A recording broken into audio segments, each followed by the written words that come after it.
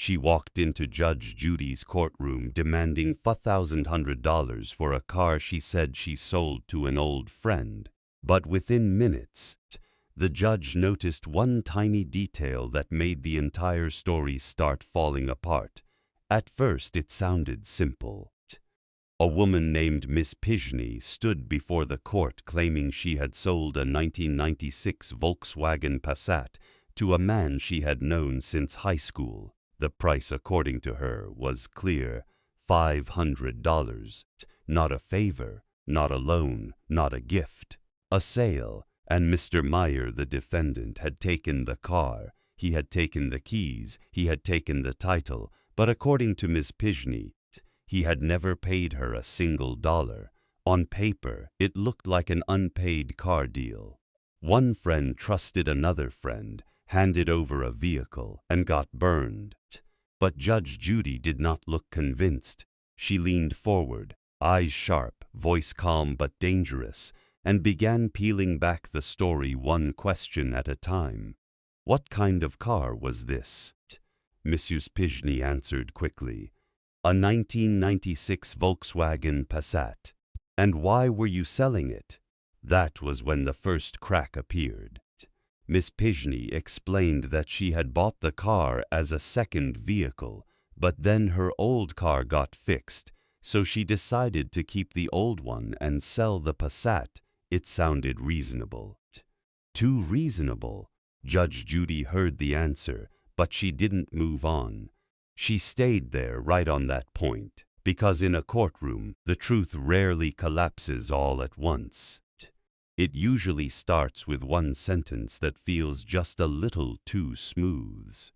Pishney said she had called Mr. Meyer and asked him if he wanted to buy the car. Judge Judy asked why she would call him. Miss Pishney said his car was old and not running well. So far, the story still had a shape: old friends, a used car, a verbal agreement. But then the judge asked her to explain the actual conversation. Miss Pishney claimed she called him and said, "Would you like to buy a 1996 Volkswagen?" Judge Judy stopped her almost immediately, because that did not sound like how real friends talk. If they had known each other since high school, if they were close enough for her to call him about a car, why would she speak like a dealership ad? Why would she introduce the vehicle like a stranger selling something on the side of the road? Then Miss Pishney revealed something important. Mr. Meyer may not have even known she had bought the car. Now Judge Judy's expression changed. This was no longer a simple sale between two friends. This was becoming something else. Something rushed, something hidden, something that had happened too quickly. Miss Pishney said she had bought the Passat from a man named Mike, someone who bought and sold cars. She said she paid $1,500 for it in July. Then, by the end of September, she had passed it along to Mr. Meyer. Judge Judy caught the timeline instantly. You bought it in July. You sold it the end of September. That's 2 months. Miss Pishney tried to soften it. A month later, but the judge corrected her. 2 months, small mistake? Maybe. But in court, small mistakes matter.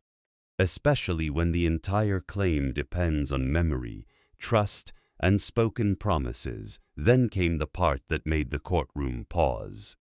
Miss Pishney said Mr. Meyer agreed over the phone to pay her $750 in 2 weeks, then another $750 2 weeks after that. Sight unseen, no inspection, no test drive, no meeting, no paperwork exchange face to face. She said she left the keys and the title inside the car underneath the driver's seat mat, then went to work. Mr. Meyer came while she was gone, picked up the car, and drove away. Judge Judy laughed, not because it was funny, because it was unbelievable. A woman who claimed she wanted $1, $500 for a car, had left the title and keys under a mat and walked away. And somehow, According to her, this was a normal sale. The judge repeated the story back to her, almost like she was letting the whole courtroom hear how strange it sounded. She called him. He agreed to buy a car he had never seen. She signed over the title. She hid the keys. He picked everything up, then he never paid. That was her entire case, and the longer she spoke, the less solid it became. Then Judge Judy turned to Mr. Meyer. She asked him if he had a story she might believe a little more. Mr. Meyer was eager to talk, maybe too eager. He started to go back 2 years, but Judge Judy shut that down immediately. She did not want history. She wanted the moment that mattered, so he brought the story closer. He said Miss Pishney had called him twice about the car. The first time, according to him, she said she needed to get rid of it, not sell it. Get rid of it, that phrase hung in the air, because there is a difference between selling a car and needing a car gone. One sounds like business, the other sounds like trouble. Mr. Meyer then revealed the detail that changed the entire temperature of the case. He said when he went to pick up the car, the title was not transferred out of the previous owner's name, Miss Pishney quickly jumped in, saying that was because she had just received the title. But Mr. Meyer kept going. He claimed there was a bigger reason the car had become a problem. According to him, Miss Pishney had legal restrictions connected to driving. Judge Judy had already read this in his answer, and now she brought it into the open. Ms. Pishney had a mandated breathalyzer device connected to her driving privileges. Judge Judy explained it clearly. She had to breathe into a device in her car, and if alcohol was detected, the car would not start. Suddenly, the whole case looked different. The Passat was not just a second car anymore. It was a car Miss Pishney had bought but could not legally drive without getting the required equipment installed. Judge Judy turned back to her.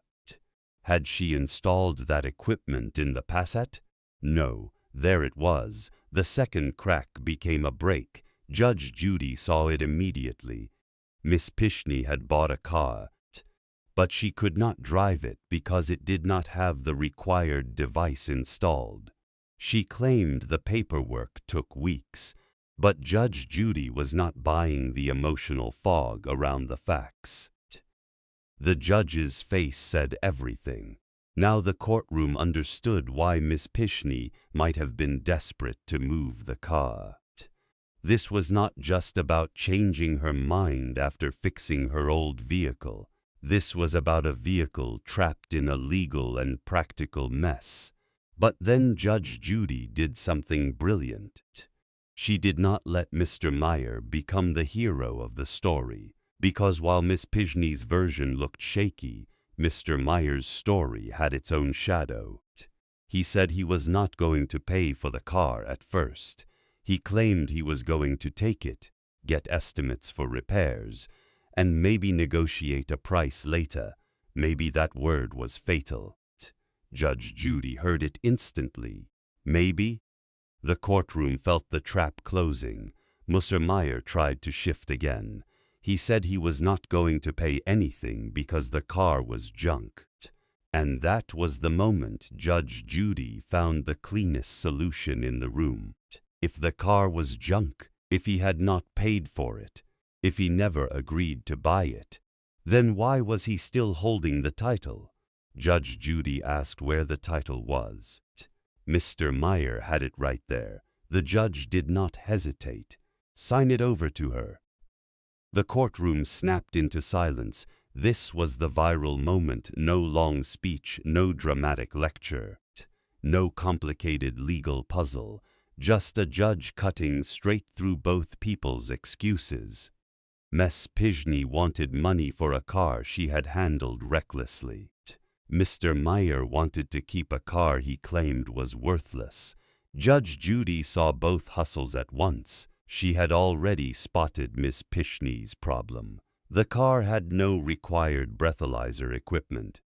The title situation was messy. The transfer was strange. The keys under the mat sounded absurd.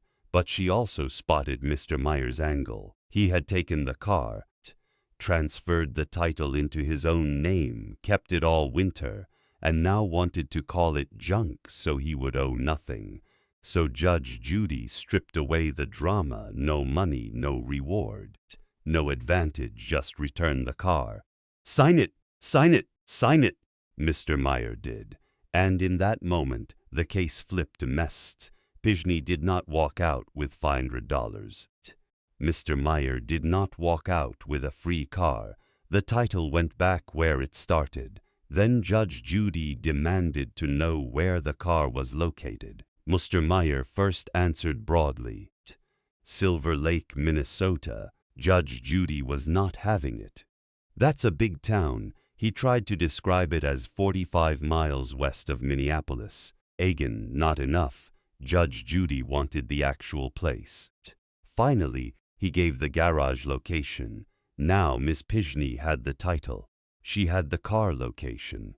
She could go retrieve it, but even then, she tried one more time. She wondered aloud what kind of shape the car was in after Mr. Meyer had it for so long.